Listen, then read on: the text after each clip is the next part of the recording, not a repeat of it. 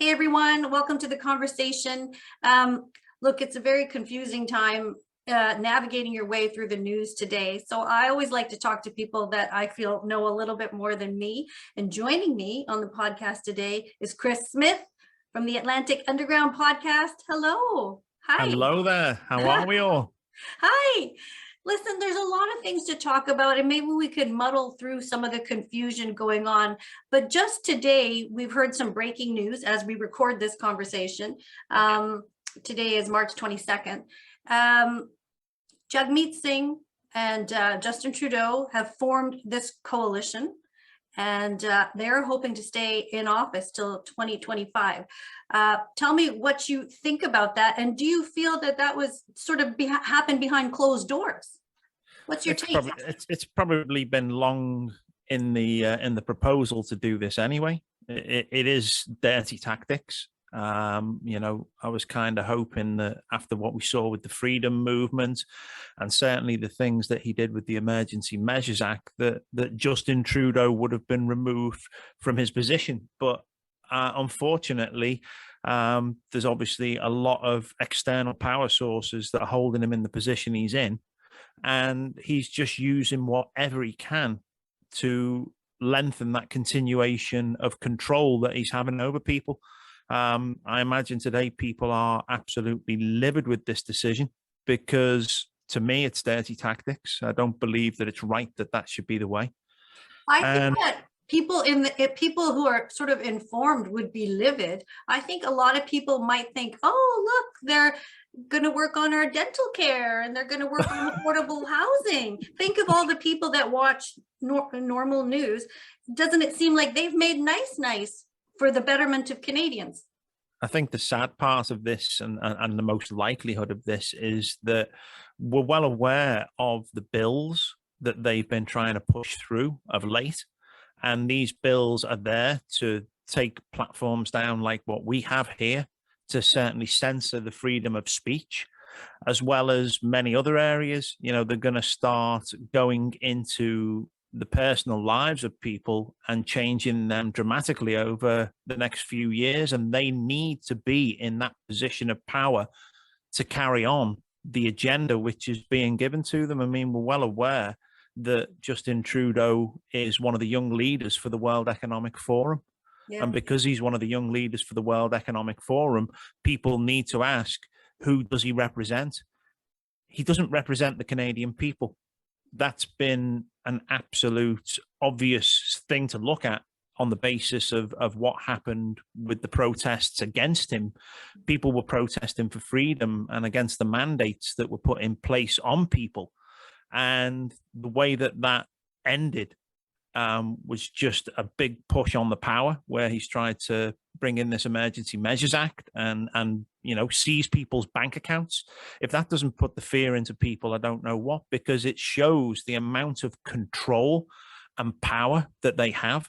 And in now bringing this in and having this alliance with the other political party, it means that their power grab and their overreach is going to be even further now. And that should scare people, because... Yes, it should scare people. It means he's in that position now to carry on the further control and to further the agenda and the wishes of an external, unelected think tank like the World Economic Forum. Let's break it down a little bit just for the layman, right? Think of the average. I always think of the average person that just watches the newscasts, right? Okay. They are just thinking what I said earlier, that maybe they're come together and make nice, right?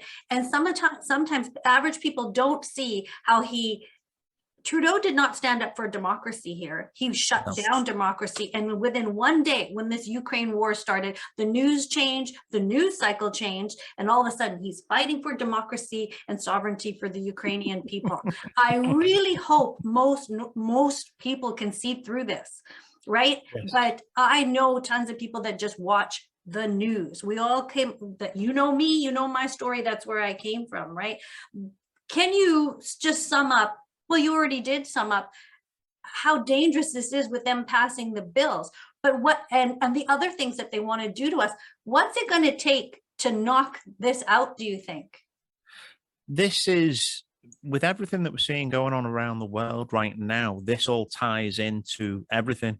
I have, over decades now, been able to connect dots and look at things and see what's going on and how things are influenced and pushed in different directions. This is a plan.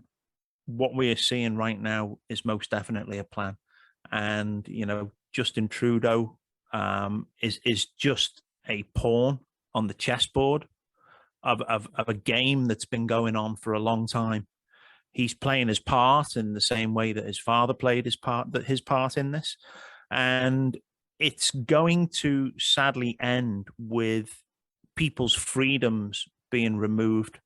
But I do believe that the structure that is in place, you see, the World Economic Forum, if people aren't aware of who they are, it's like something out of a Bond movie. We've got the guy who's heading this up, Klaus Schwab, who stands there dressed up in the most craziest clothes, preaching to the world on what should be done, like he is the global leader. And what they eventually want to do is consolidate everything around the world into a one centralized government. And his famous quote, and he's written the book, The Great Reset. The book is actually called COVID-19, The Great Reset, which, if the past 2 years of COVID-19 just appears like a random virus that came out and caused people so much problems, you then have to look at that now, that if this gentleman who is so influential on global leaders around the world can use this as a tool to bring out what he calls the Great Reset, means that this plan is to take everything from people. His quote is, "You will own nothing and you will be happy," which means, to me, they are coming after people's money to bring out a centralized money system. He is coming after your property and anything you own.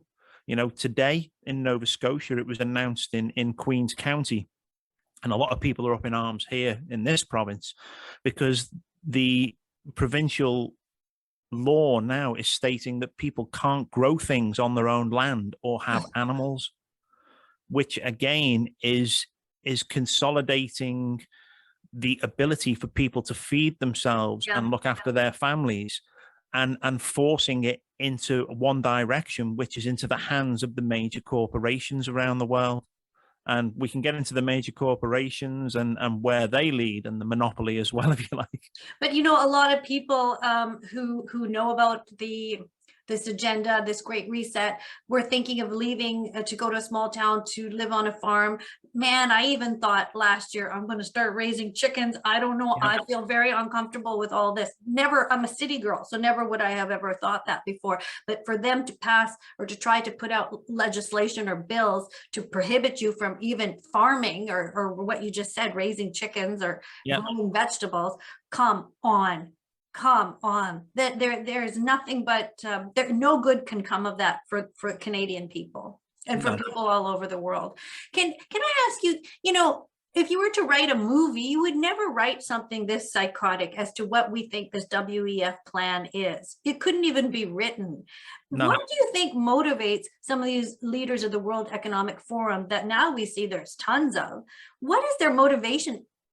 It can't just be money. No, it is power. It is power. Those who, the families are well known, and we're talking royal families, we are talking generations of people like the Bush families who take presidential seats, and the chosen few, as we would call them, those who have been handed the silver spoon to continue the power around the world, have been put into positions of power and allowed to continue the agenda moving forward to where it is. As we move into this energetic period now, as people awaken, they are losing that power. And that's why the world seems far more crazier now than it ever has, with viruses, with the media, with wars, with freedom grabs and trying to stop people being able to do things. And I hate to tell people this, it is going to get a lot worse before it gets better. And, it's going to be a difficult time. But I do firmly believe that they are trying to do this to keep humans under control. and they're going to struggle because this is like fighting against nature. You know, nature will always take over. You could build a city, but the moment the people move out of that city, nature will take back over. The grass will grow through the roads and it will reclaim its natural origins. And I do believe that that's where we're heading with humanity. But those who have been in these positions of power for so long are not so willing to give up that dark side of things so easily.